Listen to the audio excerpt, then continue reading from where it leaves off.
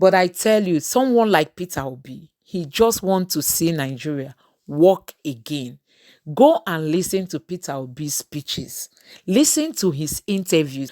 Go to my channel. I've got a lot of interviews that Peter Obi gave and also some of his speeches.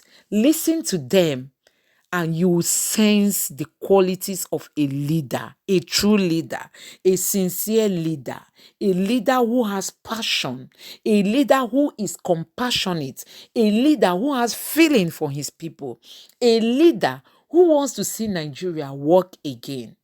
These are the things you will sense listening to Peter Obi. I tell you, Peter Obi stands tall. Peter Obi stands out from the crowd. Peter Obi is the only presidential candidate who is qualified to take Nigeria to that next level we all are aiming at. Listen to this interview that Peter Obi granted, and I tell you, you'll be convinced on why you should vote in Peter Obi come 2023. Thank you especially for inviting me. An opportunity of inviting some of us who are also going to be contesting. As the president has said, Nigeria occupies a very critical role in Africa and globally, as you say, because according to IMF, it's the 27th biggest economy in the world. So it is not, if you have among Committee of Nations of over 180, 27 is not a small number. So it's important. In terms of population, it's among the 10 biggest in terms of population globally. So it's important that if you get it right, it will become a huge market. And in terms of productivity, if they contribute in their productivity, it will go a long way in building a better world. So from all indication, Nigeria is a country of interest and concern. And in Africa in particular, because our foreign policy remains Afrocentric. If Nigeria gets it right and be able, working with other African countries, it will go a long way. But for me, as somebody who actually seeking to serve, I dwell more on learning. Because for a leader, the two ingredients I've learned from my own little experience is that you must always listen and learn. Because that's the way you can be able to give more. So when the president told me about keynote as well, I said, President, I would rather would do an interaction, and when I finish, then I can then talk about issue of making my final comments. So, Mr. President, I'll still beg. If we go back to that my earlier request, that I learned, I've been in a couple of institutions, you know, even coming from the one they said I should not pronounce again in Oxford. Because they said you don't call Harvard in Oxford, but you know, soon they'll tell me you can't call Cambridge in Oxford, but no problem.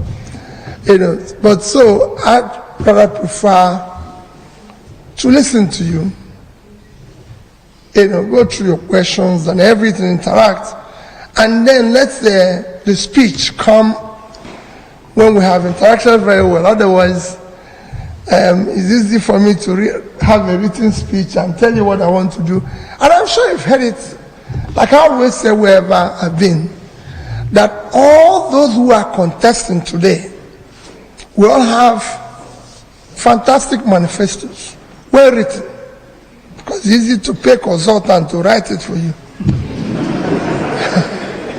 We're all going to speak well. We even have spokespeople that will help us to speak. The question now is, who can we trust that what he's saying he will do? So I want us to remove all this from fantastic, Queen's English, well-educated listen.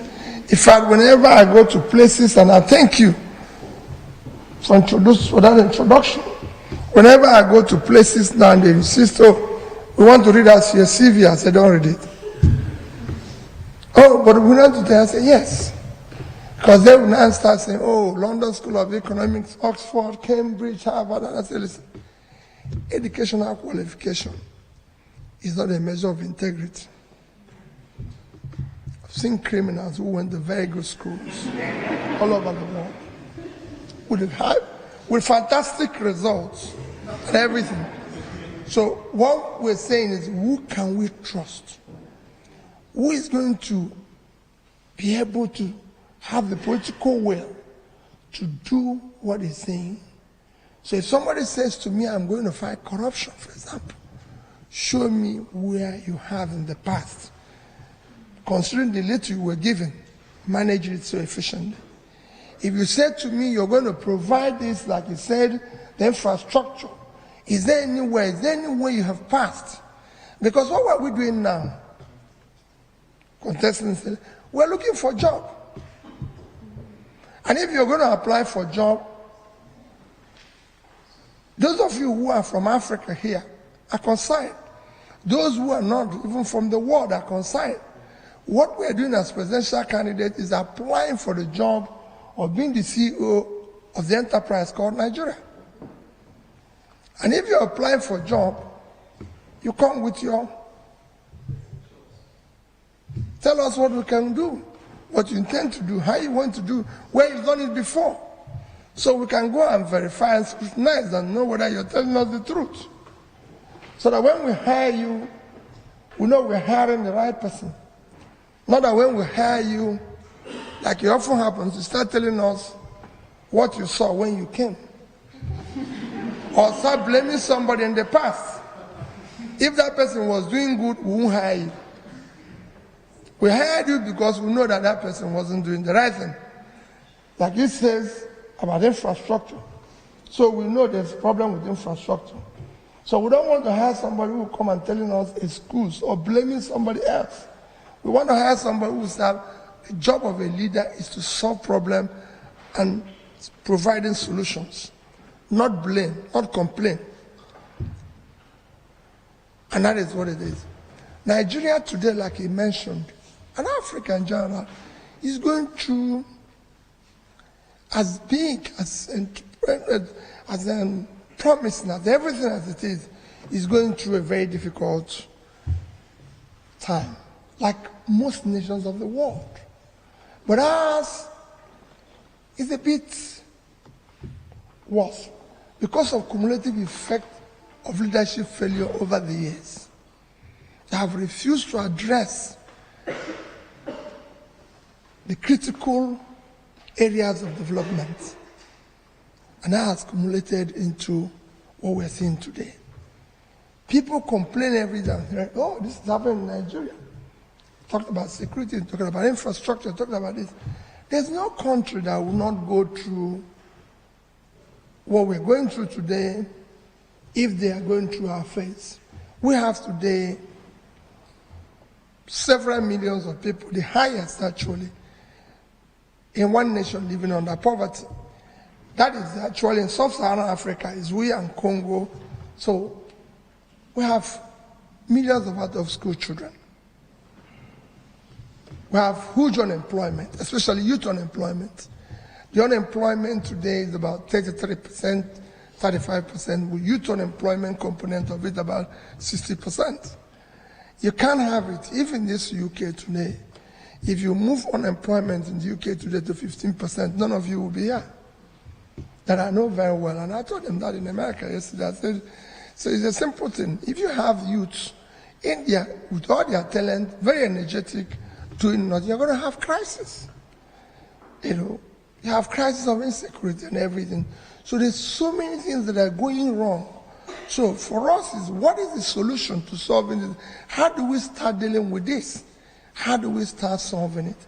And that is why I said, yes, I can give you a lecture on this and everything, but in interaction, we'll be able, to listen to you, learn from you, tell you some of the things I think we can do to solve it.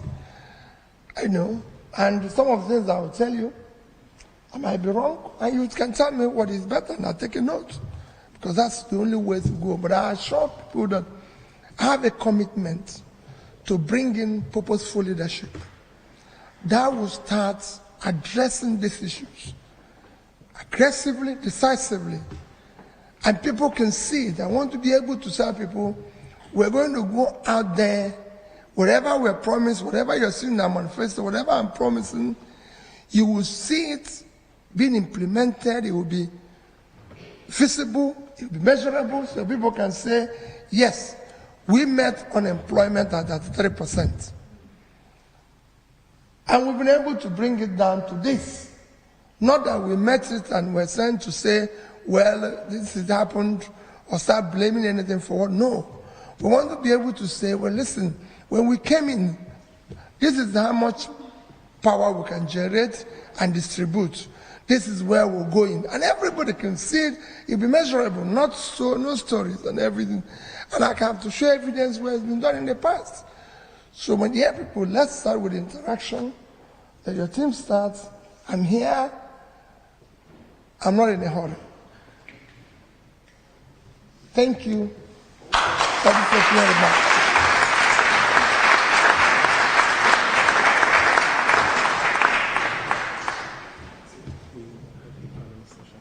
So no, we'll not set up the conversation. So you're going to help me with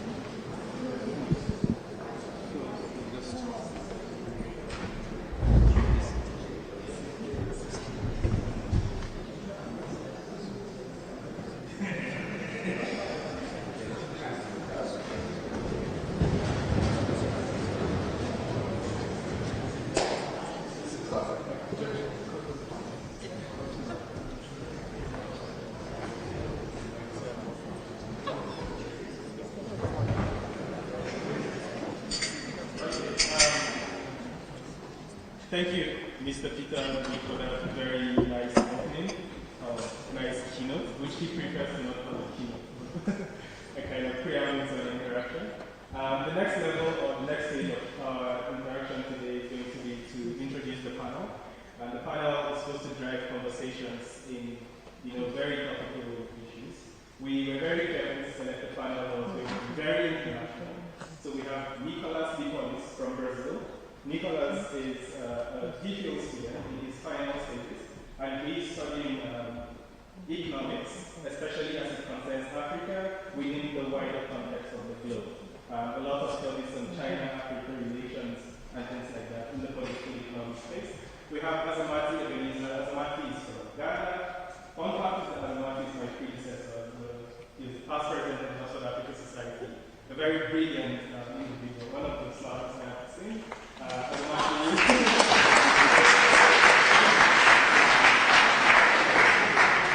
Azamati is an expert in international relations. As humble as it's difficult. And then we have Chibugo Okafor. Chibugo Okafor finished the MBA here last year.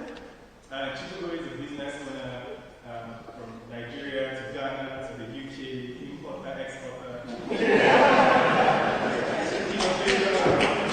please can I ask the three of you to please come and join Mr. Peter Obi and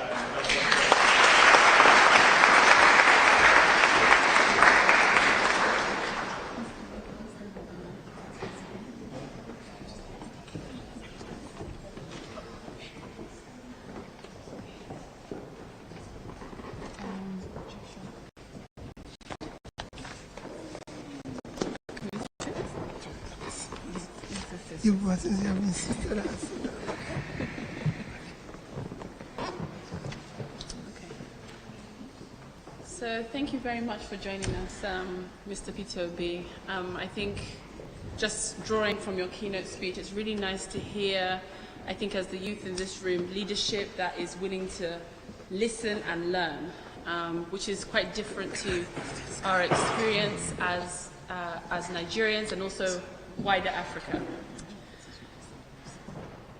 Okay. So we're just going to quickly change the seating arrangement, I think. Sorry for So that the main character is in the middle. Okay. So it is nice for us to be having you here today and discussing these many topics. So we're going to range from security and conflict, the macroeconomic situation in the nation. I think as a first question, we wanted to kind of look at the MSc, the small medium enterprise space.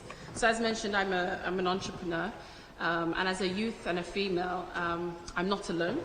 67% of youth are entrepreneurs in Nigeria, of which 43% are women. And so with the very many difficulties between last year being recorded as 131 out of 190 for doing business in Africa, and you yourself being a businessman, you know that there is a very, very many hurdles towards doing business. So I think the question really is, the very many reforms that have been put across and said to be implemented, but they're not being implemented, the rising diesel prices, the infrastructure that we have listed. What exactly are the solutions, or some of the solutions? Can we have some insight into some of the solutions that you think these MSC, small medium enterprises, can stand to benefit from you?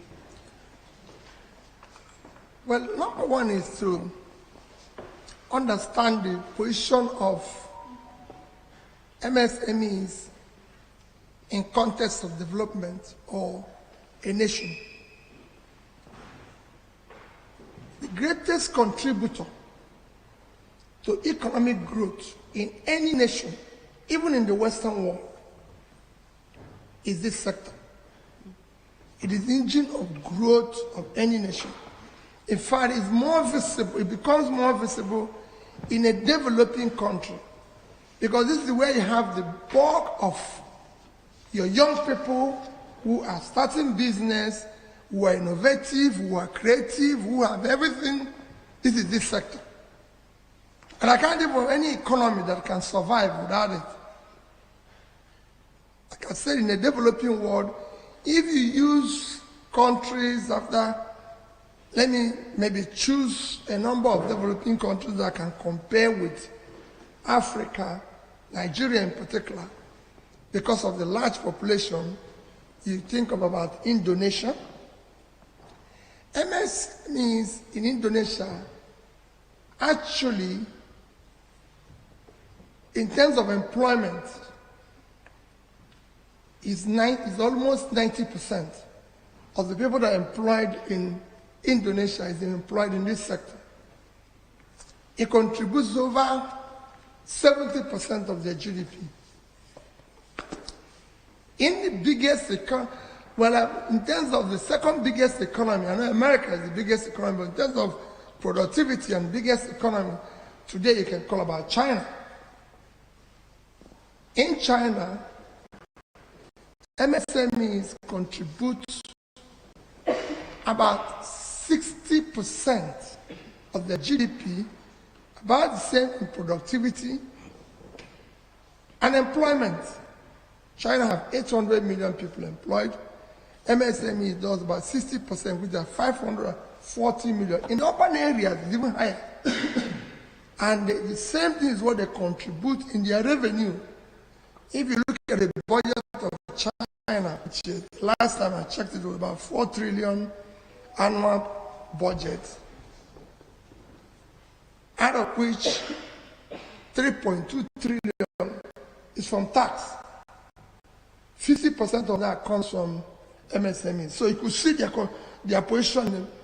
That is the position that we need to aggressively tackle in Nigeria. And you said there have been a lot of programs. You know, when I was talking here, I did say that we're not short of well-written programs. We're not short of well-written manifestos or documents. Then you will fill this place. If you want to fill it. In Africa, everything, we have well-written programs in Nigeria and everything. But what is lacking is institutionalized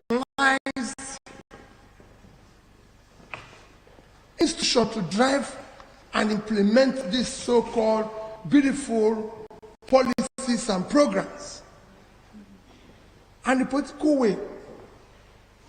So these documents are written, signed, and everything, and nothing happens to it. I'll give you an example. Africa, Nigeria in particular, was signatory to Millennium Development Goals in the year 2000. United Nations sat down and articulated what they can call a visionary agenda for developing nations. All the nations of the world signed it, including all the African countries, Nigeria in particular. This was supposed to, the first phase was from 2000 to 2015. China went back to China and mainstreamed this agenda into their development from local, regional to national. And in 15 years, from year 2000 to year 2015, was able to pull 439 million people out of poverty. India put 207, and so was Vietnam. But the reverse became the case in Nigeria because as soon as nobody remembered it, it was just after the signature, the paper was brought back and thrown somewhere. And that's the end of it. Yeah. So Africa created more poor people, threw more people into poverty. What did they do? That's where MSME came in. They supported MSMEs, small businesses, entrepreneurial businesses, and everything. So, what we are going to do, ask, is that is a transformative, purposeful leadership that is committed in doing what it says, walking the talk and saying, we're going to do this. And I can give example. I've done it in a small way as a governor of the state. When I came in and said, our first problem is education. Because when you're talking about development, to which MSME comes in, you talk about development, you talk about HDI, Human Development Index. And these are three components of it. It is health, life expectancy, education. Very, very critical. Number one for me is education. Number two is education. Number three is per capita income. These are the three things. So when we started, we adopted this NDG and said this is our goal, strategize how we're going to deal with it, starting when education, because everywhere I go, people talk about building infrastructure, even as President was talking. The first infrastructure you need to build is the human infrastructure, because that's what drives all our infrastructure. If you don't put your resources and money into education, forget it.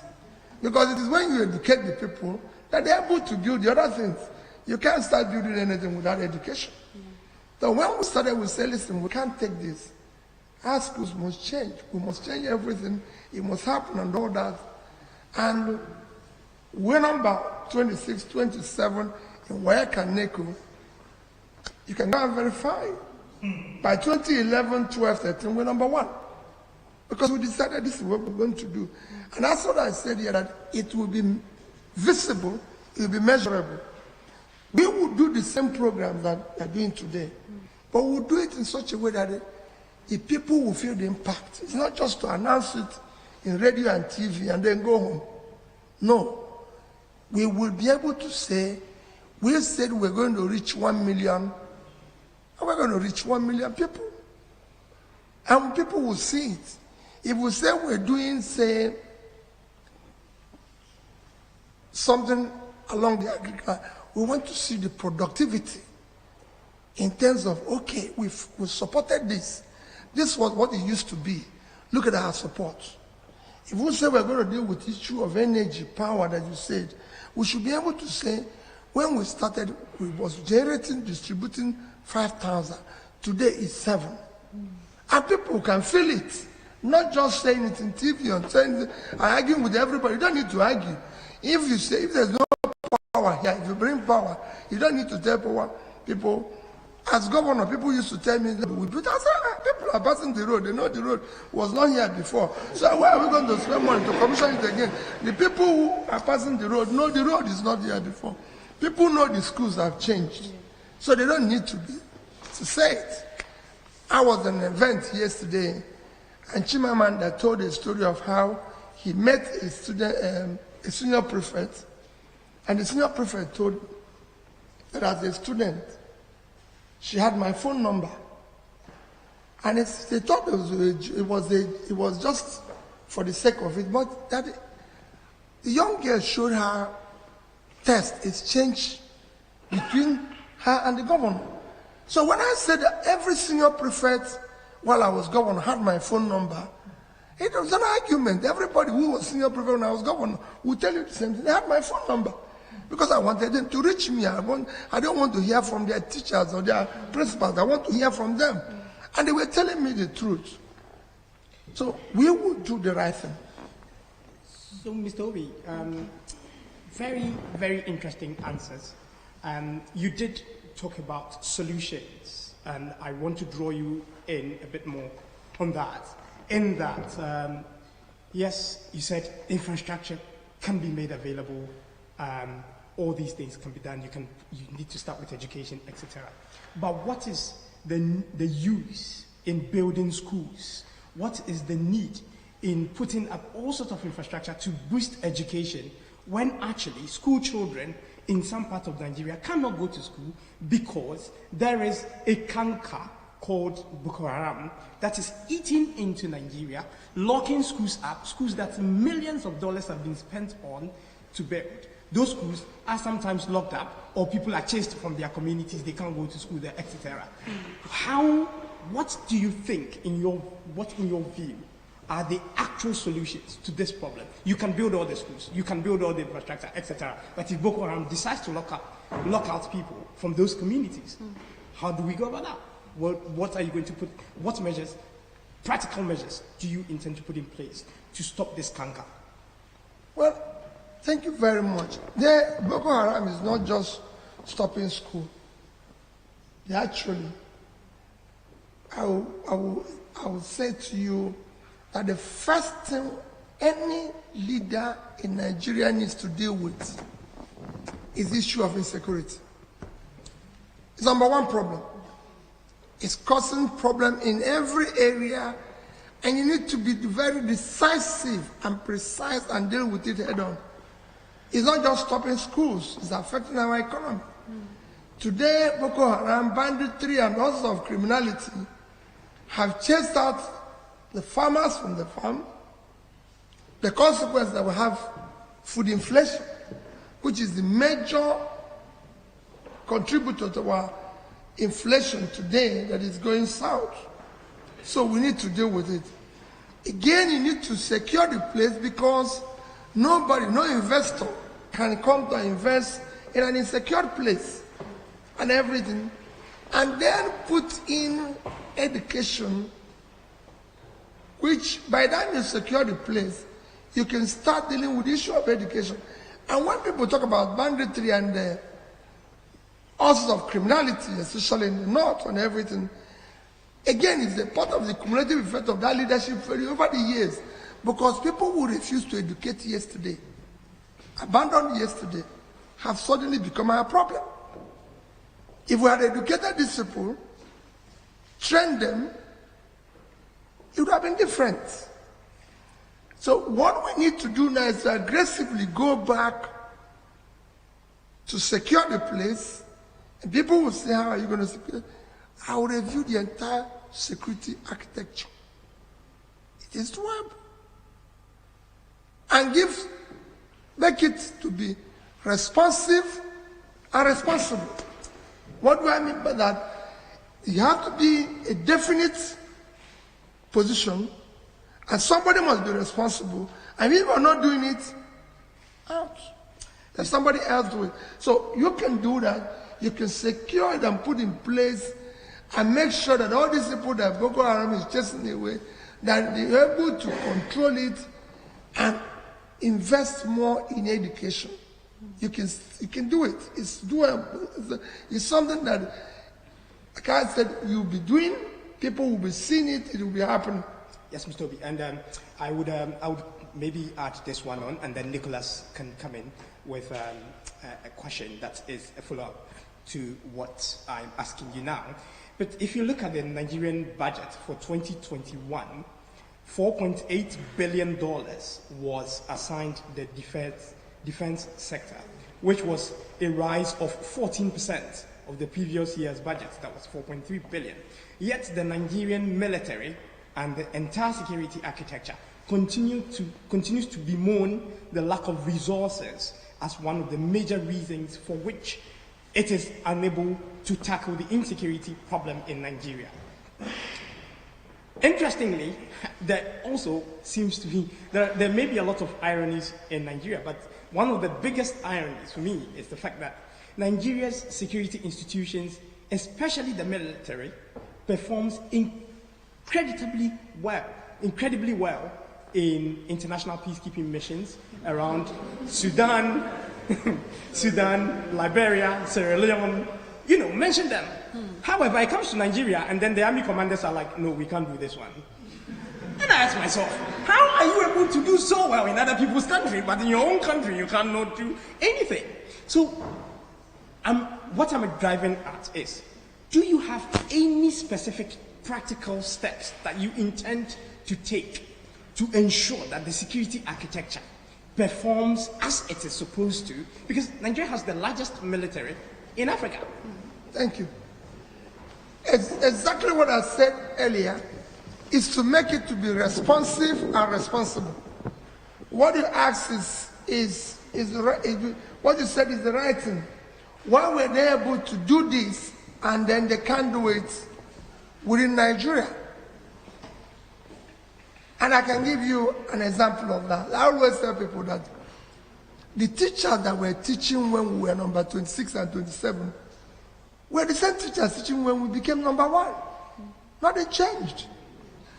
But what changed? Leadership. I've come to learn in Nigeria and Africa, people don't do what is expected. They do what is inspected. So, you're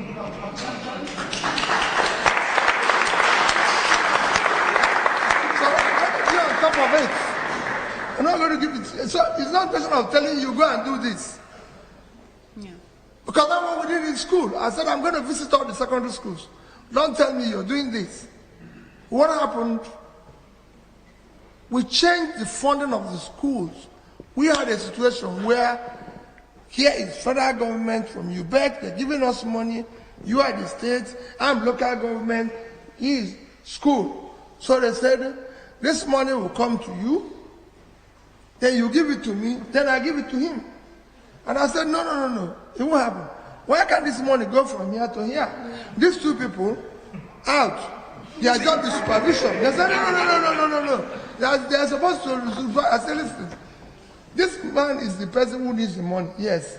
Our job is supervision. So why are we touching money? They said, no. It's financial guideline. I said, please, let this money go from here to here. So we can do our job as supervision. And all of us. Yeah. It was a debate. Schools were shut down for months. Eventually we agreed. But because we are no longer, because that's what happens that when this money leaves here, by the time it gets there, it's far less than it was supposed to get. So when we removed this toll gate, more money came here, and because we're not benefiting with it, we became very, very aggressive in our supervision, so that we were sure this man won't chop it as well. So our job, people do what is expected. And I assure you, it will be different. I don't want to comment about the huge budget you said. Yes, it might not be, the budget might not even be enough. But that little one must be supervised and made to be productive. Okay, thank you. Mr. Obi. I would just like to return to Chibubu's question and follow up from that. We spoke about the challenge of economic development, SME development, and that's very much tied to the challenge of economic diversification. And that's a quest that Nigeria has been on for a long time. Reforms such as education, power, infrastructure, or security are very important, and they're targeted at the micro level. And we also spoke of institutions, right? And so the flip side of this coin is also thinking about the macro level and the institutions driving that. And one institution that's been very active in the field of economic diversification for the past few years is the Central Bank of Nigeria. And so, it has this multiple exchange rate policy. It has been lending directly to businesses.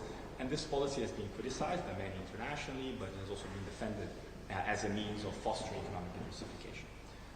Right now, with the global environment, we know there is a strengthening US dollar, rising interest rates. There's a lot of pressure on the Nigerian economy, a lot of pressure on the Naira. And so, and that makes the current setup increasingly unsustainable.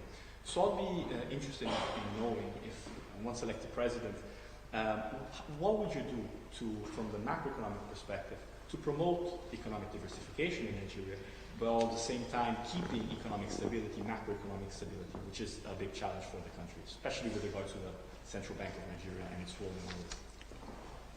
Well, let me tell you why it looks as if Central Bank of Nigeria is not involved in even lending directly to businesses. Is failure of the fiscal responsibility. You know, it's like you're in a football game and somebody is not playing his wing very well. You find somebody playing his wing and another person's wing. That's what the central bank is doing today. If this physical space is doing the right job, central bank won't be doing most of the things. They would have focused on the monetary space where there should be. On what you said in terms of diversification, there's enough, that's what I say, there's enough policies already. What you need is to ensure that these policies are implemented strictly as it is. First, just like you said before, to drive this process, you need to have a great environment with certainty of policies. Not that you say this today and just this tomorrow. No. People need to have certainty that this is what it is what is going to happen and everything. You mentioned issues of exchange rates and all this and everything and what the CBN is doing today. Let me deal with this without even looking at it broadly what we want to do. There's no other way. First, I'll tell you what is affecting the exchange rate in Nigeria. Is fiscal rascality and the country not being productive. If you have a productive country, which I'll later explain, you export, you earn the dollar, and you exchange, you stabilize. It's simple. There's no other thing to it. And if you have a physical rascality where you are printing money for subsidy, which I have mentioned everywhere as, for me, it's organized crime. So you're throwing money away, and you have massive corruption. This too is creating wealth without enterprise. Yeah. And they're chasing this. Wealth must come with enterprise. Yeah. There must be productivity. So if you say, when they were describing her, they said she's a businesswoman who owns business in this thing. Nobody wants to see her doing very well, living well, without an office, without a daytime job. That is what you don't want to. Any country where public office holders, politicians are richer than business people, forget it. Yeah. So we need to deal with that. And that's what I'm going to reverse. And that's what I know, that it is doable, it's reversible, so that you can bring all these talents. You know, you're from Brazil. Are you? Yes, sir. Thank you.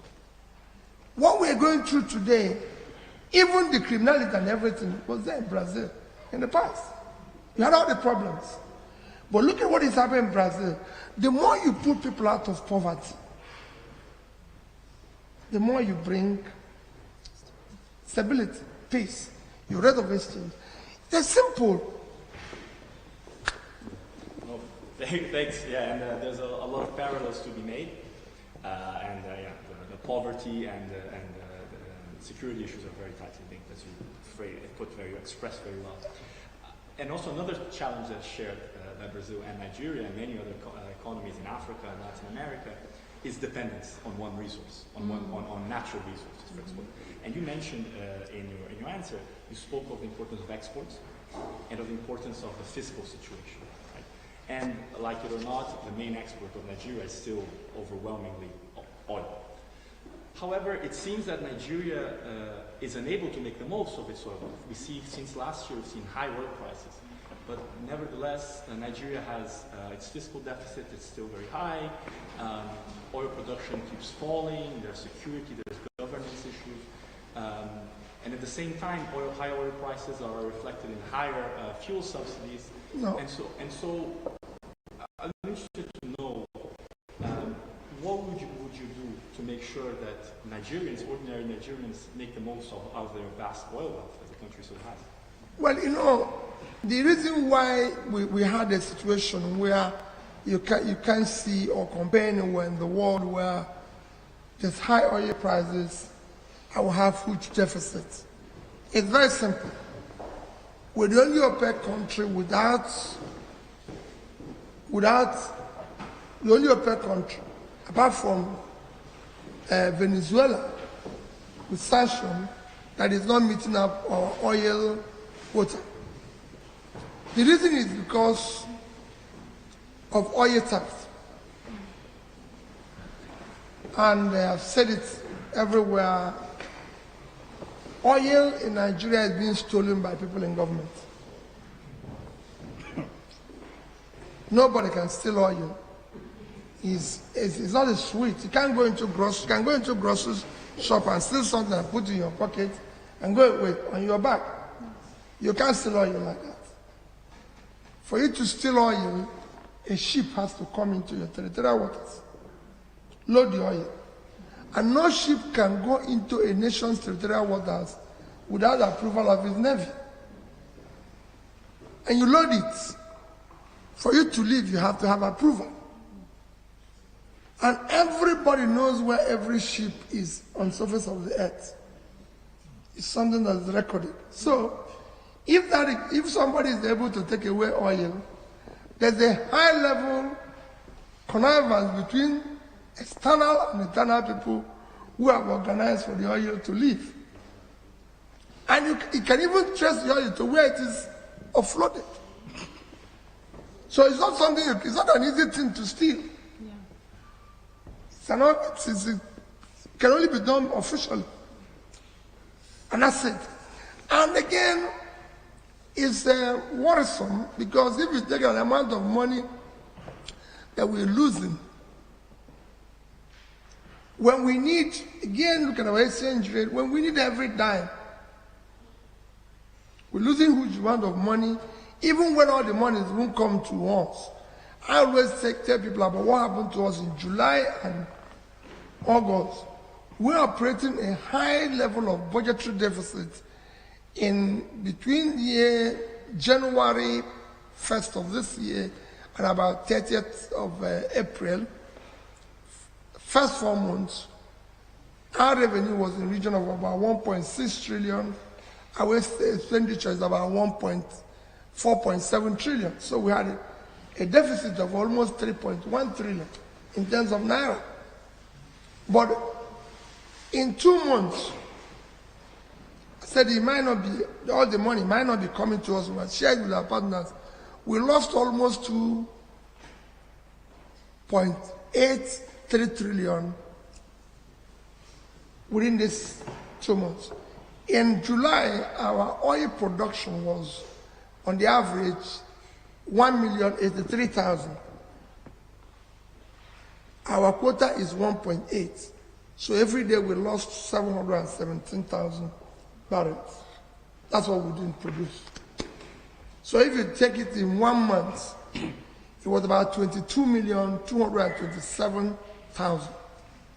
At an average price of $110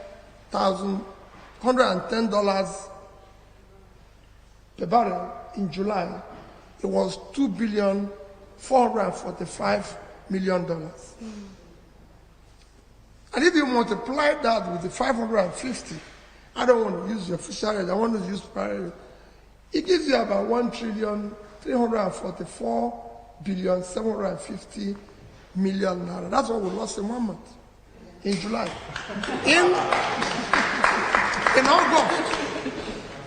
In August, that situation was worse. We were producing 975,000. So we are losing 825 every day. Multiplied by another 1 month, we lost about 25 million barrels in August. At an average price of 100 is $2.5 billion. Again, we 100 multiplied by 555 is about 1.4 trillion. So if you put these two together, in 2 months, you lost about 2.8 trillion. You had a deficit of about 3.1 trillion in 4 months.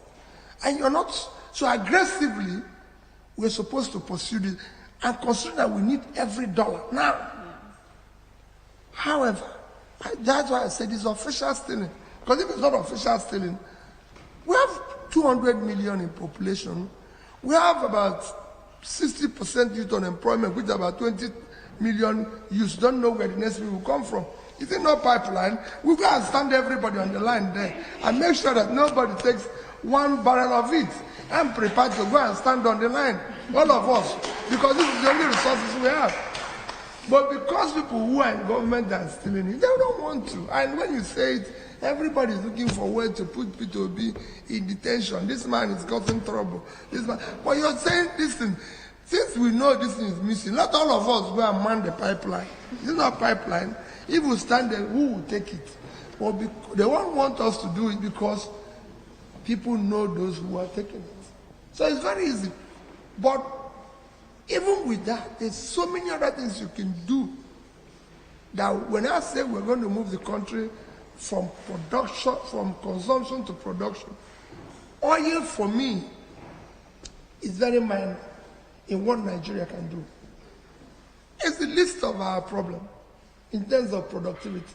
Today, we live on a vast land. Nigeria today, just like Brazil, maybe from Brazil, Nigeria today is, we're living on about 925,000 square kilometers of land, 200 million people.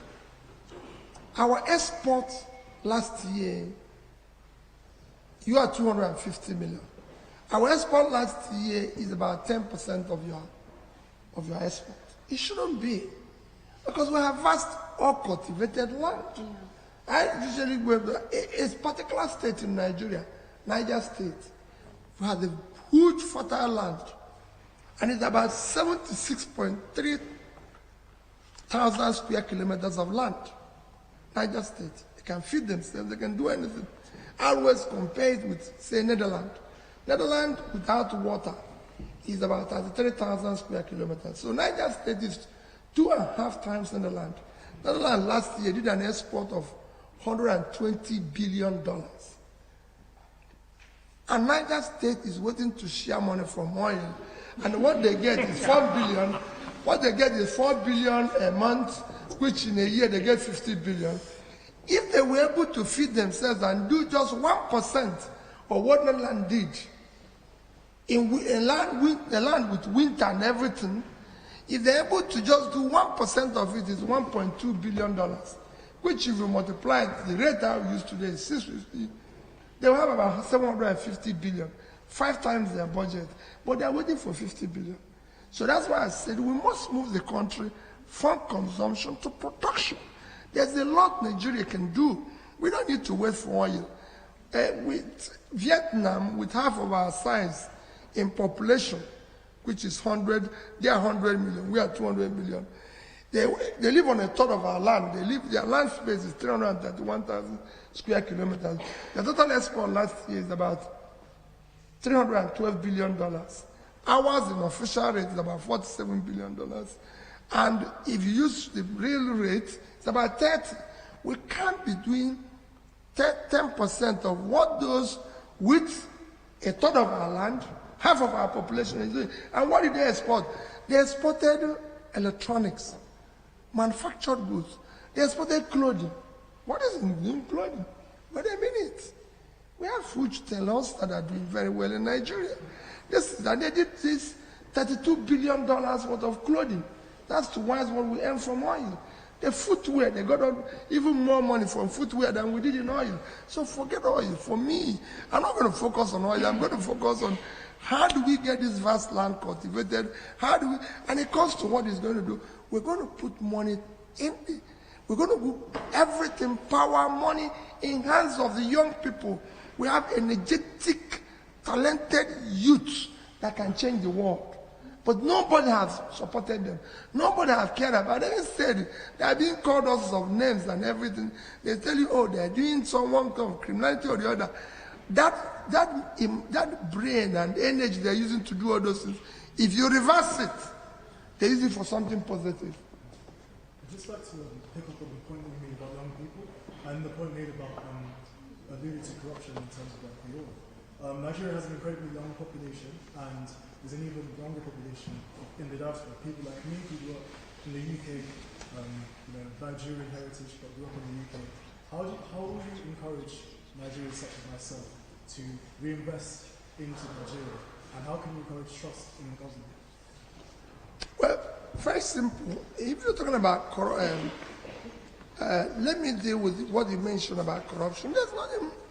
There's nothing difficult in fighting corruption. I'm not a saint. And nobody is. We're all just trying to. But I always say to people, if the principal person, which is me, for example, is not stealing, or you reduce your greed, because often it's not just stealing, just people steal what they don't need. So you reduce your greed. Because when somebody starts owning houses all over the world, it's madness. Yeah. Because they don't need them. So, if the principal person is not stealing, your family and those around you are not stealing, you reduce it by 70%. Because you are going to approve what they will steal. So if you're not taking, nobody will take it. That's one thing I can tell you. I was governor of the state for 8 years. In that 8 years, I will show you something that my head of service wrote. Very fantastic article where it says stinginess as a development strategy. If you're not stealing, in the 8 years, we didn't owe one supplier. We didn't owe one contractor. The day I left office, I've executed his job. And if you go, and I give an example, we were number one. I became governor in of MDG in 2008. But by the time they finished in 2015, we were number one in terms of MDG implementation in Nigeria. So we lost 7 to 8 years, yet we were number one. I've told you what we did with our schools. If you go, those who were in secondary schools will tell you, if you go to our secondary schools today, you see 2 buses. When we went to HP to buy a computer, I ordered 1,000 desktop every day. They said, we've never seen this type of order in Africa. We said, we're going to pay you. We have all the things. We did a few things, which I won't say there, but go and verify. But the day I left office, I was not owing pension, gratuity. I've cleared all the outstanding gratuity. We're not owing salary. We're not owing contract. We're not owing anything. And we had in 3 banks, 50 million and over $10 billion for the state. We had in Diamond Bank $50 million and over 10 billion naira had the same figure in Fidelity Bank. These are banks in Nigeria. So whenever people said to me about corruption, I said, okay, well, listen, I have managed to this state money. This is what I left. I have signed CFOs of over 10,000. I have no single land belonging in Anambra State given to me directly or indirectly. I'm not saying I'm a saint, but I'm saying let us start. He wants to, he said she will fight corruption. Let's know how she managed the last money we gave her. And know how you manage the last one we gave you. That's why we say, okay, this person can manage it better, or is less greedy. I lived in the UK before I became governor. It was from here that I went to Congo. I always tell people, where I live in the UK is where I live till today.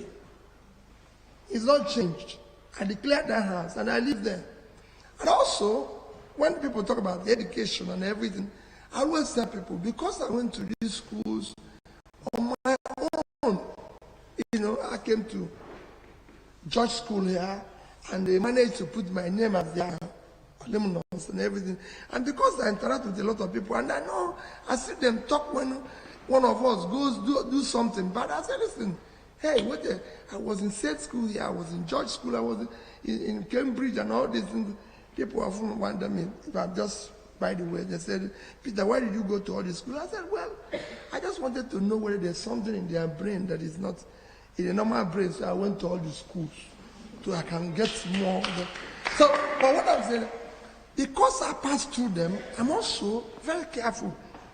If anything goes wrong, and they put my name here, and the whole world will read it. So what am I going to tell myself? Why don't I just restrict myself and do what is right and go home in peace? So what am I saying about corruption?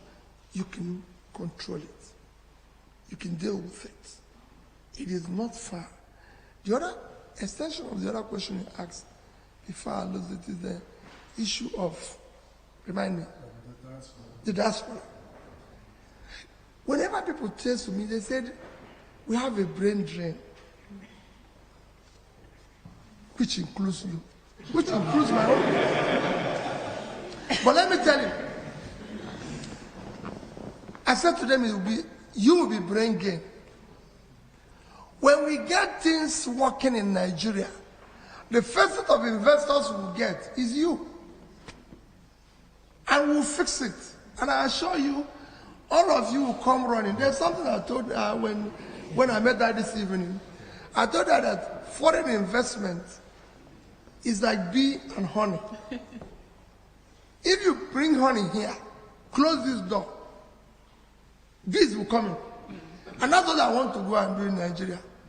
Fix the place, make it attractive, put low regulatory environment, that people like you, the world is looking to where to invest and make huge money.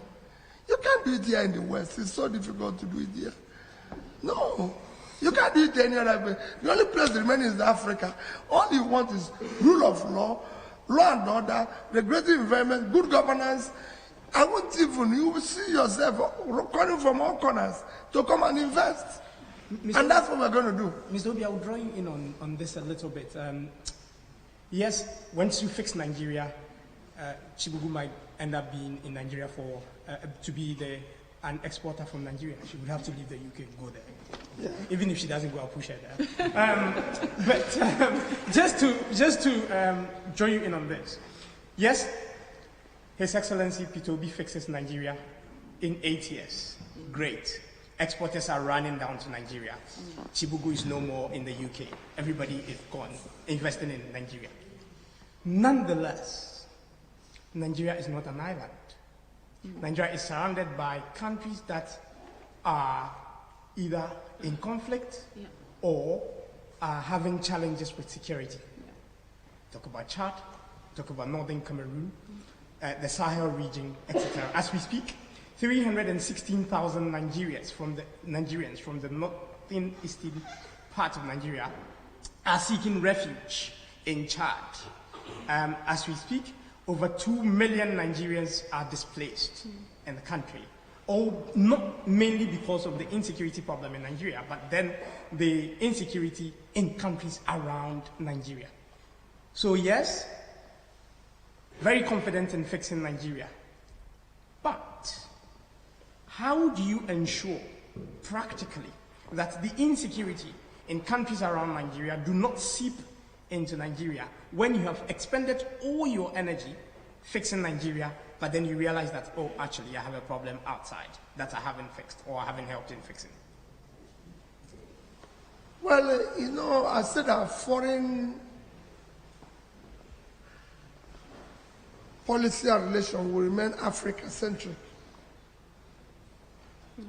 That means that as we work hard to turn around and build a robust economy domestically, we're also working closely with other blocs in ECOWAS and African Union to ensure that things work in Africa, because honestly, Nigeria cannot be fixed alone.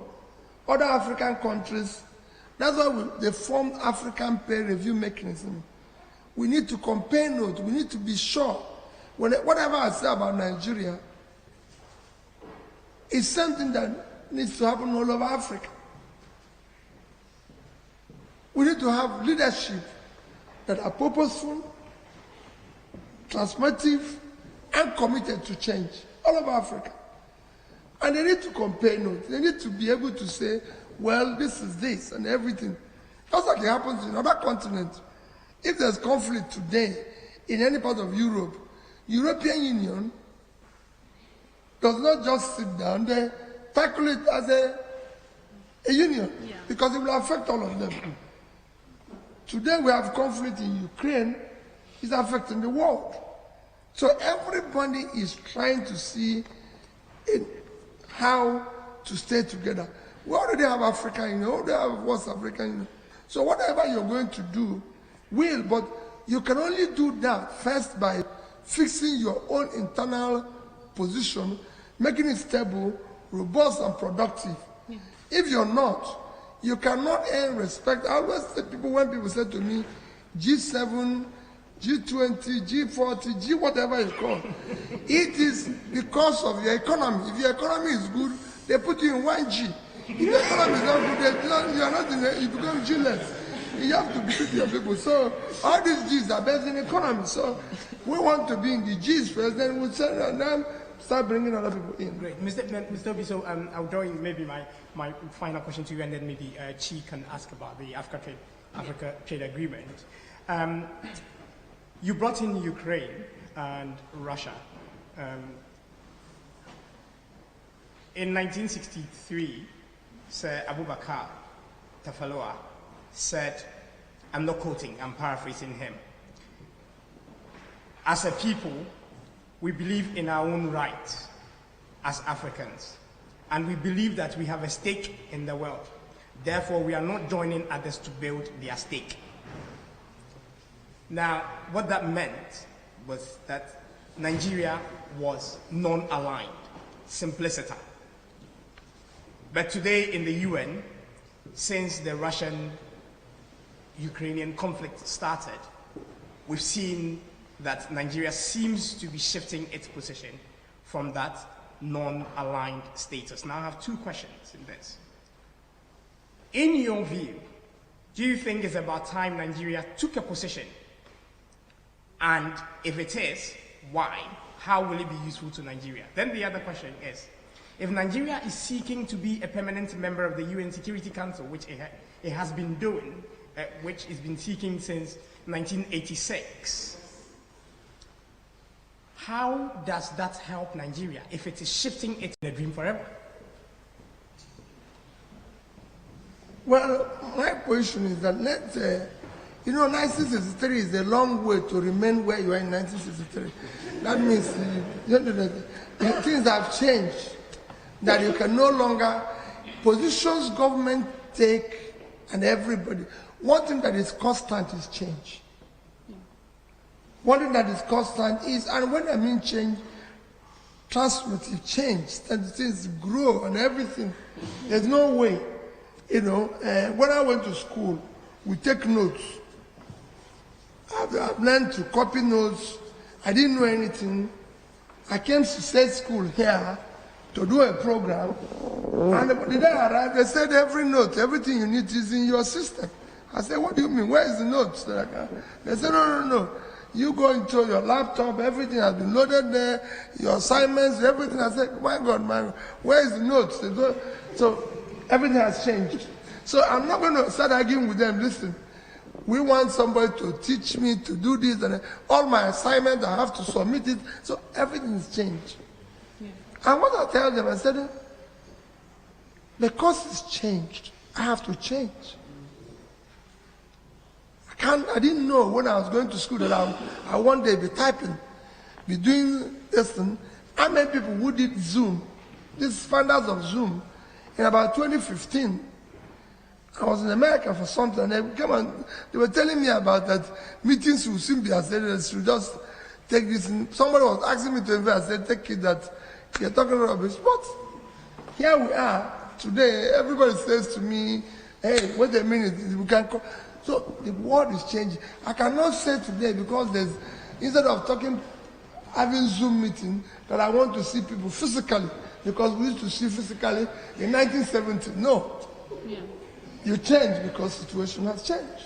So Nigeria has changed. When you talk about where we are, for me, issue of Ukraine and Russia, I'm of the opinion that it should be dealt as aggressively as possible through dialogue. I believe. We only have time for one more question, so okay. We'll move on to the African trade. Okay. Well, just in line with change being constant, the recently signed African Trade Agreement, looking at Nigeria, the African Regional Integration Index, we scored quite poorly. There's poor trade integration within the African nation.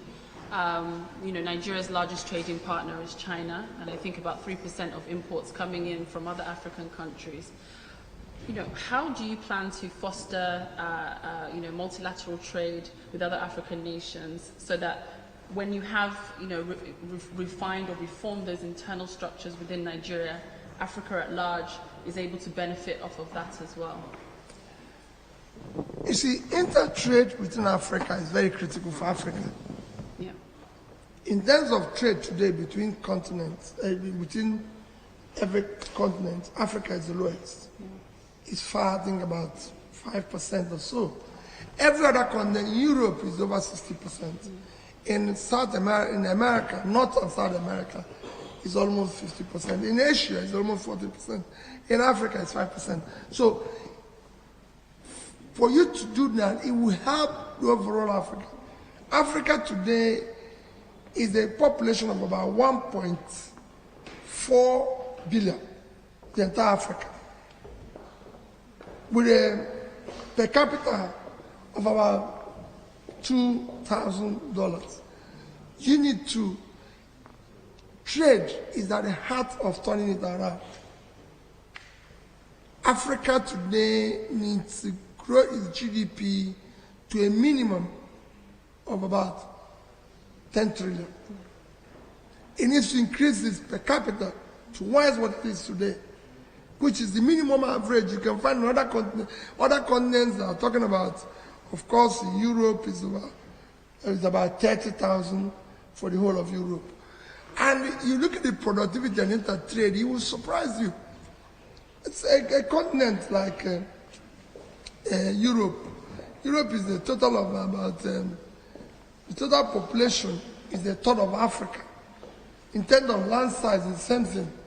But in terms of trade, inter-trade and everything, they're about 10 times or so. There's gaps. And these are things you can do in order, when Africa inter-trade, when Africa becomes productive, it will go a long way. After is something I will embrace. The reason why it is as if Nigeria is dragging their foot in after is because we've not fixed our internal position. Yeah. So when you have not fixed the internal position, you don't want to. It's like when somebody says, oh, let's come out for competition. You say, no, no, no, no, I'm not prepared, because you need to train your own team and be ready for the competition. But the other person is saying, okay, let's go. So we need to fix it, and doing it is not rocket science. It's something you can do. If Nigeria today can increase power production, distribution, I can assure you just power. If you deal with this one physical asset, for every 1,000 power you add, you could add probably, for every 1,000, half to 1% to your GDP. So you can aggressively pursue this. You can bring the intangible assets of rule of law, law and order, which is, I talk about regulatory environment. There's nothing that is in the UK here. The biggest contributor to the UK GDP, I live here, is intangible assets of rule of law. Because you're sure that if I buy a house in Oxford, or I invest in a property in Oxford, if I do anything in Oxford, if anything goes wrong, there's a place I can go and complain, and somebody will listen to me. If somebody sells land to me, or seller says to me, or I buy a company, I'm not going to have a problem. Nobody's going to charge me for power that I didn't use. Nobody's going. So everything has to be. If you bring all these small bits, which are intangible, you change the place. Thank you, Mr. Peter. Mr. We're going to move on to audience questions now. So please raise your hands and I will call you. Wow. We only have, I thought we were finished. Should we start? we only have, Wow, gosh, so many we questions. don't have long to ask questions. We only have 10 minutes. So please keep your questions short, and if you can, please stay. Please keep your answers brief as well. So I look to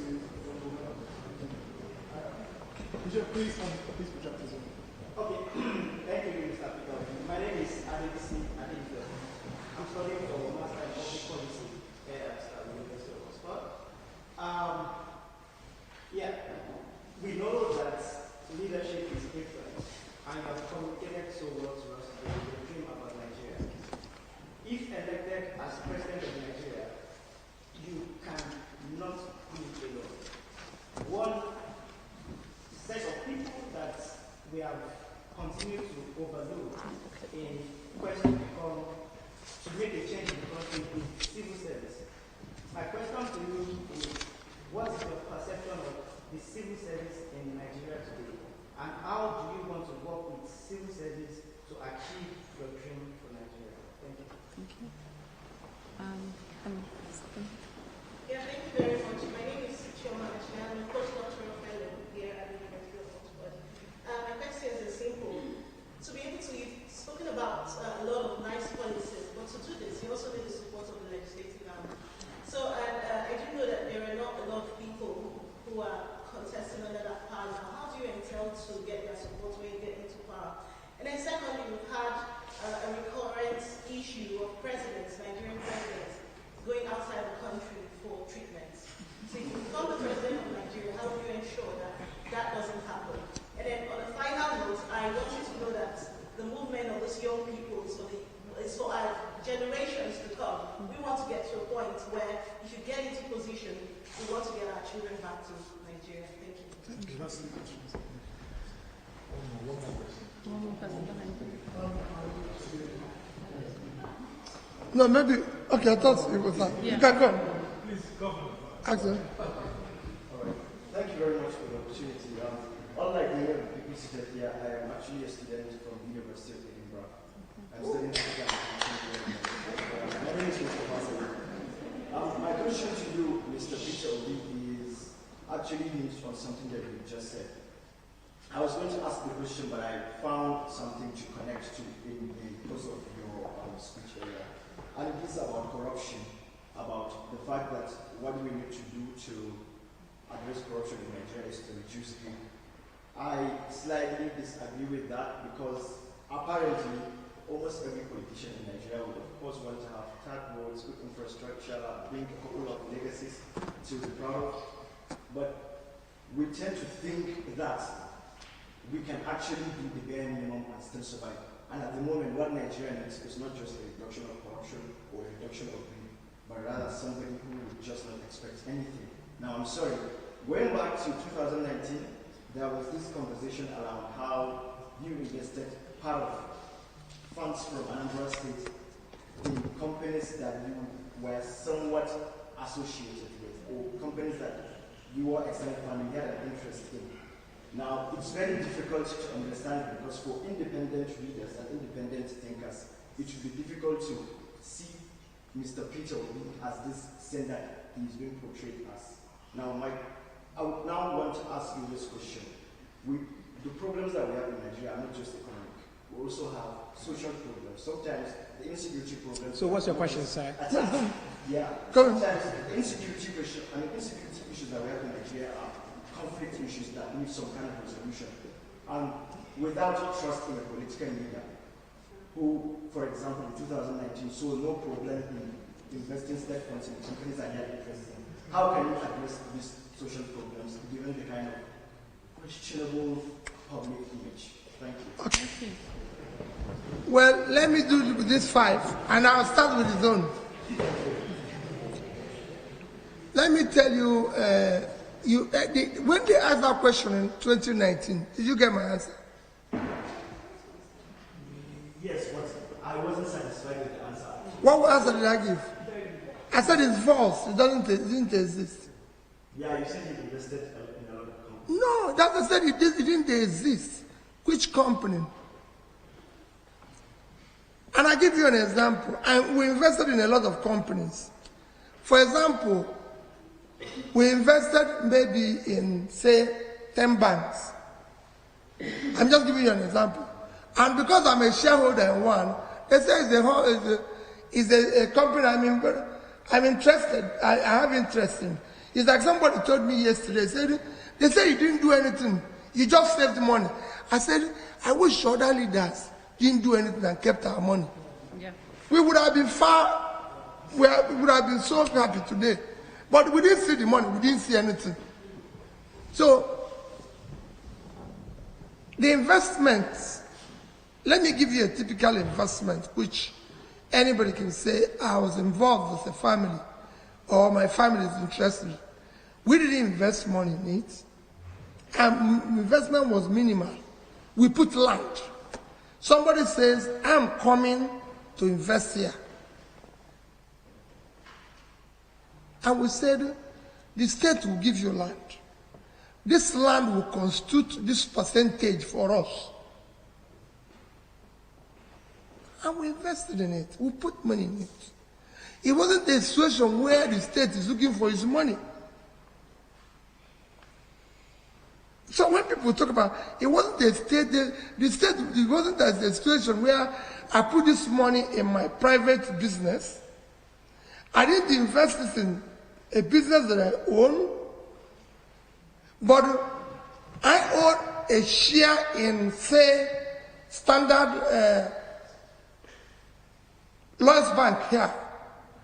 And as Prime Minister, I felt I needed to save money, and part of those we invested was Lloyds Bank. And people say, oh, you invested money. The other people who are saying, where did they invest their own? They didn't invest anything. The money was lost. So we didn't take, I agree with you. It would have been a situation where I invested money in Obi and Sons business. And let me tell you the company they are talking about. It's International Breweries. International Breweries is, I'm just trying to, where's the biggest brewery in Brazil? Where it is? The world biggest brewery, they're in Brazil. Abimbev. Came to Nigeria. I came to the UK here, kneeling down as governor. I brought South African breweries into Nigeria. South African breweries bought over Abimbev. Abimbev wanted to freeze Nigeria to do Budweiser, do everything. And I went to them and said, please, come and do a plant in my state. They came to Anambra State. We gave them land. That land converted into equity. Abimbev built where they're producing board wires, all these things and everything. Okay, Anambra became the vice shareholder, even signed agreement with them that they are going to employ 60% of their workers will come from Anambra State. Kept the land, did everything, and again, okay, fine. Because of our relationship with them, that as a trader, I brought them into Nigeria. We own maybe about 1% of the. They say, oh, he brought the company that is owned by him. You know it that nobody can own any multinational and he has no business. So that's it. It's not Obi and Sons. It's not Peter Obi and his children. So when people talk and everything and all that, and the money invested in it is there. It's clear where the money came from, and the investment is there. Everybody can see it. Let me tell you, that facility is the highest taxpayer in Anambra State. I want people to tape it. It's the highest tax in terms of income. It's the highest taxpayer in Anambra State, employing 60% of Anambra people. Nobody's getting that type of job. But it's good for the clarification. So I want you to trust me. Let leaders of Nigeria invest our money where we can see it. Keep it. Even if they don't do any work, keep the money. Even in religion, I'm a Christian. In Bible, somebody didn't, they said, the man said he would have kept his money if he knew he was a wicked man. At least he can find his money. Thank you. We'll move on to the next question. Please. Thank you. This one is long. The rest won't be long. You know, on medical tourism, I can tell you, issue of medical tourism, as governor, I have not had the opportunity of traveling out for most times, quite frankly, when people talk about medical tourism, it's not as people make it look. For me, people in government don't know. We have fantastic doctors locally. I live here. I had the opportunity of going to hospital here. But I can tell you, I've never been to hospital because I'm usually not sick, you know, but I've had it. But I've had cause of having a very minor, yes, because when I told them I'm going to stand here, they said, oh, everybody has to sit down. I prefer to stand, but I've had cause to have a minor procedure here. But what was shocking is that the doctors here didn't know what was wrong with me. It was doctors in Onitsha who said to me, you need to do something about this. Just remove it, if you can't now. And I came here, I saw doctor here, and he said, look at what they told me. He said, yes, we can do it. I said, okay. He referred me to somebody else, who is again, a white person. He said, yes, we can do it. I booked for hospital, ready to do it. The day I went into that hospital, guess what happened? 2 black people turned up. No longer the doctors were telling me, and the 2 black people, one is from Imo, one is from Ondo State. So, we have enough doctors. We have people who can do these things at home. It's psychological. Let me not say things that make people say, oh, want to go to this place, go to that place. Some of those places we are going, we have better, but we need to improve. Yeah. By improving it, people will stay back. In issue of legislative arm, let me tell you, the legislator in his constituency, there's criminality, there's issue. You can work with them, and that person who talked about civil servant, I'll tell you the same thing. The civil servant, I said here, are the same thing. You can do what is inspected, and they will. I showed something. Can I have my phone? I told you something. My head of service for the first 6 months. You know, when I became governor, within the first 6 months, I was impeached. They threw me out of office.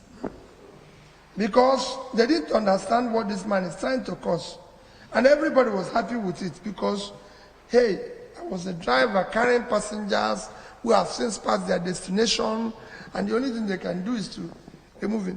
But I always show this. My head of service, uniquely, very uniquely, I'll tell you, very uniquely, wrote something that is when I started this journey. My head of service is one of the best trained people, a son of a famous judge in Nigeria who was respected. And when I came into office, every day she was there crying, people are not happy with you, people are not this, because of what we're talking about, civil servants. The civil servants are not happy, they want to go on strike, they don't want to, oh no, what is this man? Where did they bring this man from? This man is here causing confusion all over the place. So we are legislators. Not one came from my party. So I was working with parallel people, and everybody was complaining. And that was the basis of my impeachment. Because they said, whatever he wants to do, he was cutting costs. I was saying, this cannot happen, but I'll show it to her. Look at her name. By Sangozi Melifong, head of service under Governor Peter Obi. Look at the topic. He said, can you read it out? Stinginess as a development strategy. Stinginess of them. So, while I was shopping every day, everybody was complaining. But what happened? After 1 year, I started paying off the gratuities they were owing. Started paying off the pension they were being owed. They were everything, and they were, where did you get the money? I said, it was not your money that I saved. Because when I came into office, the office of the governor was consuming about 30% of the money. And I said, no, we'll bring it down. Education, 10%. Health, 10%. Road, this. By the time we see resource allocation based on IMDG, office of the governor was left with 4%. So I needed to chop off everything. Governor of Anambra State does not need a lodge in Abuja. He doesn't live in Abuja. No. We don't need a presidential lodge. We don't need this. We don't need this. They had even, like in Nigeria, they have what they call office of first lady. My wife didn't contest the election. Nobody voted for her. It wasn't part of her. So why are we going to have office? Two of us are very close. I said, okay. She knows me and my wife are like this. When she's looking for me, it's my wife that she looks for. I said, since two of us are one, let's hold one office. Let's close down this one. So save money. And that was what we found money. But that didn't go down well with people because they have office advisors to the first lady and everything. You're advising somebody who have no office, no nothing, everything, just to create confusion. The civil servants will do what you want. So is legislators. When you put things and you're doing it transparently and everything, like she asked a question now, there's nothing wrong with the question he asked. I said it here, I'm not a saint, but I have shown considerable evidence that this is what I did. Those who are claiming, where did they leave money? Who are they owing? So let everybody come and tell us what is done, and then we'll take it from there. Thank you. Thank you. Unfortunately, that's all we have time for today. Mr. Obi, I'd like to thank you for joining us here at the Oxford Union. I'd also like to thank the President of the Open Society for joining us. I need to do the But yeah, thank you everyone for coming. No. He's going to do his closing speech. We will have the overview. Of course. Yeah, no, he's going to do his closing speech and then we'll close. Well, let me start again by thanking you for this wonderful time. Basically, what the appeal I'm making another go round, I said it at the beginning, that there's a lot of us who are applying for this job to be CEO of this enterprise called Nigeria. I thank you for inviting me. And I know you've invited other candidates as well. And I want you to give them opportunity of coming to be with you the way I was with you today. Listen to them.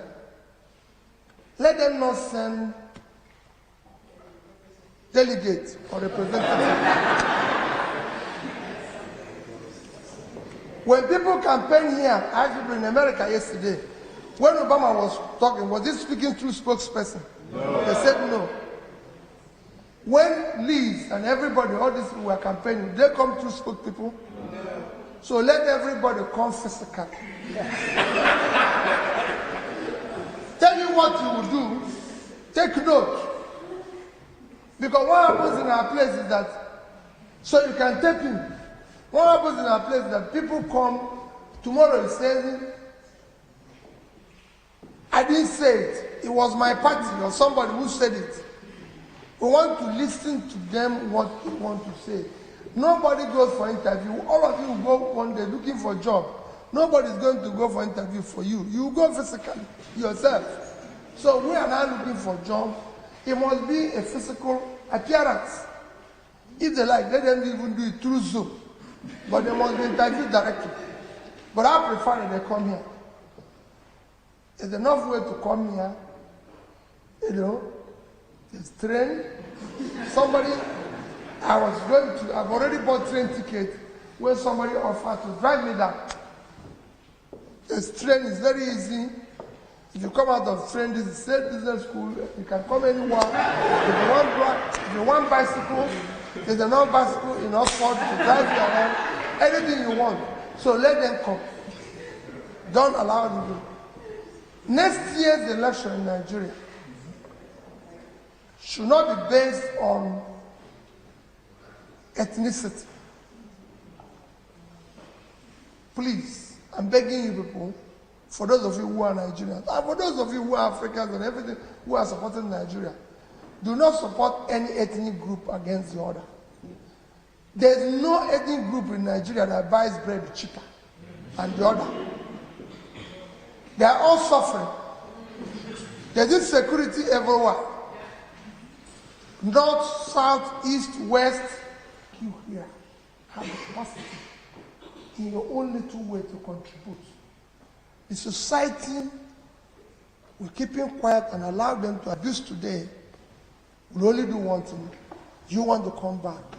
No, you can't come back because there's no place to go. I want you to come back. If you don't help to change it, it will take revenge on you and your children. God bless all of you. Thank you so much.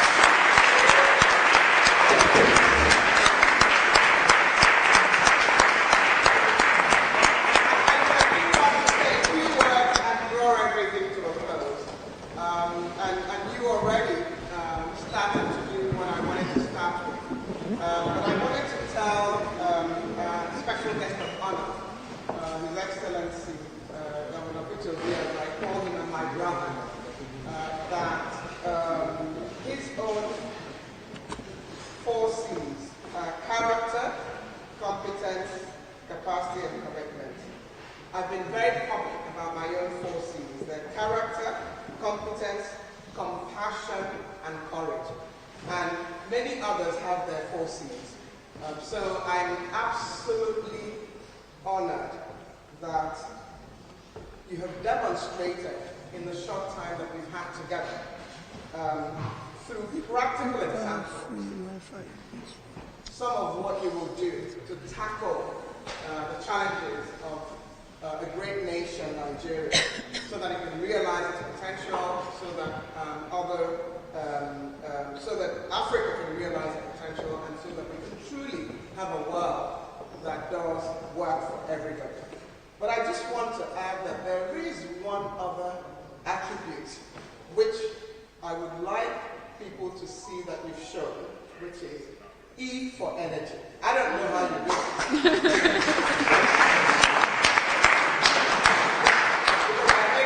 To 4 or 5 cities in the US. You were in Nigeria on the 2nd of October, traveled to 4 or 5 cities, and these are commercial flights. And you arrived today in the UK and in Oxford at 3:45 p.m. So you've got an absolutely amazing energy.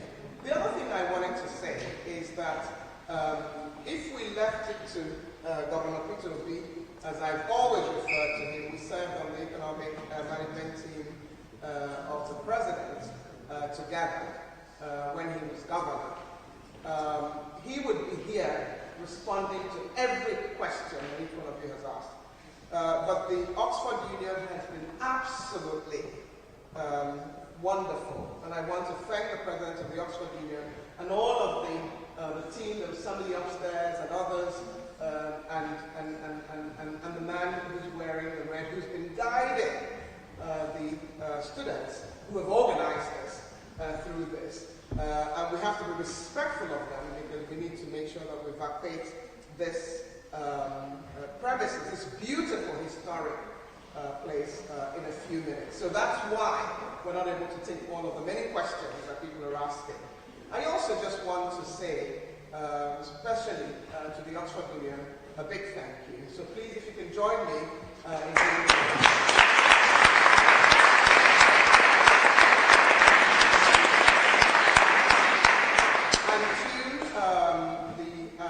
Society, particularly the president, Emeka, the past president, who was one of our panelists, as a matter, Amaka, a past president of the society, and many of you who are the African Society members, for pulling this off.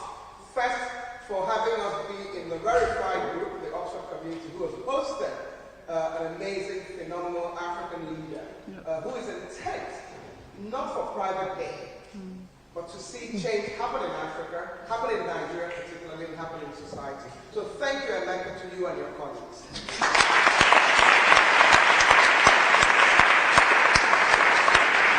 And to the panelists, Nicholas, Azamata, Chi, Joshua, I am so excited about what the world could do with people like you. I hope each one of you, in your own time, will be leaders in your country, leaders in society, because what you demonstrated through the issues that you raised today, for me, is phenomenal. I'm so, so proud. So please give the panelists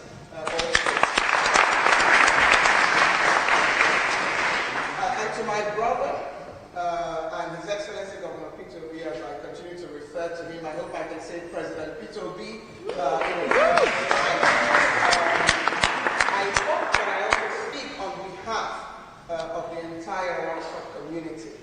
And all of those, my brother who's traveled from Edinburgh, I have a brother who I met 2 days ago at the London Business School at a forum that I spoke at on sustainability and how to finance sustainable growth in Africa. And he promised me, you should wait so everybody will know who my brother is.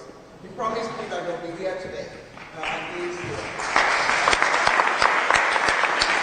My sister who found out 15 minutes just before this started, and who said she must be here and brought her daughter and others, and you need to wave as well. Professor who is a professor in climate policy, and all of those who decided that it is important for us to hear from a leader who has demonstrated, first of all, that he's done it before. And I like the obedience to say, go and verify. A leader who has demonstrated that he is open to learn. He wants to bring up your issues. He will respond to them with data. I was trying to keep up with the data on the oil stealing. The one I could retain was, in August, 25 million barrels of oil were literally stolen. And for those of you who know that I'm on Twitter, I've already tweeted that. This is a leader who has his facts right. This is a leader who has done it before. This is a leader who has shown us practical examples of what he will do on day one. So all we can do, sir, is to wish you well and to pray that a leader like you who has compassion, who has courage, will succeed in leading a nation like Nigeria, which is so important to society. I do want to then say, please join me in applauding our special guest and also applauding yourself.